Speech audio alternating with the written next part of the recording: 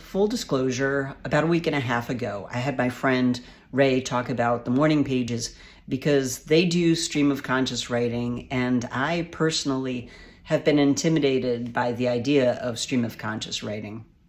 I've appreciated the value of it, but the idea of writing 3 pages every day felt like a bit much for me. I created an adaptation that has felt manageable for me, and I wanted to share it in case any of you find it to be useful. Number 1, I recommend writing in something that is not your journal for this exercise. I keep a digital journal, but for this I'm writing in a notebook.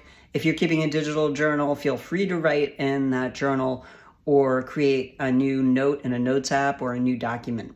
Number 2, set a timer for 9 minutes, and in that 9 minutes, write as much as you can. Keep the pen or cursor moving. Write anything that comes to mind. You can repeat yourself as much as you want. You don't have to worry about grammar or punctuation.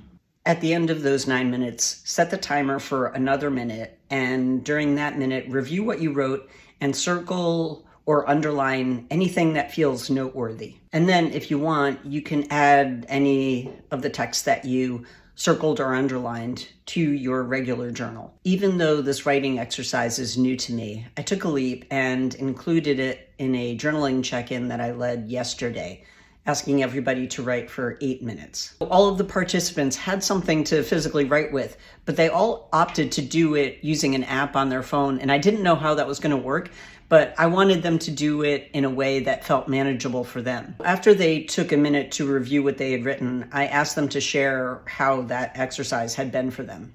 Each of the participants shared that it had felt valuable to them, and a few said that they were surprised by how much better they felt after only 8 minutes of writing. I've been including this 10-minute exercise into my regular journaling practice, and I've been surprised by how important it feels to me.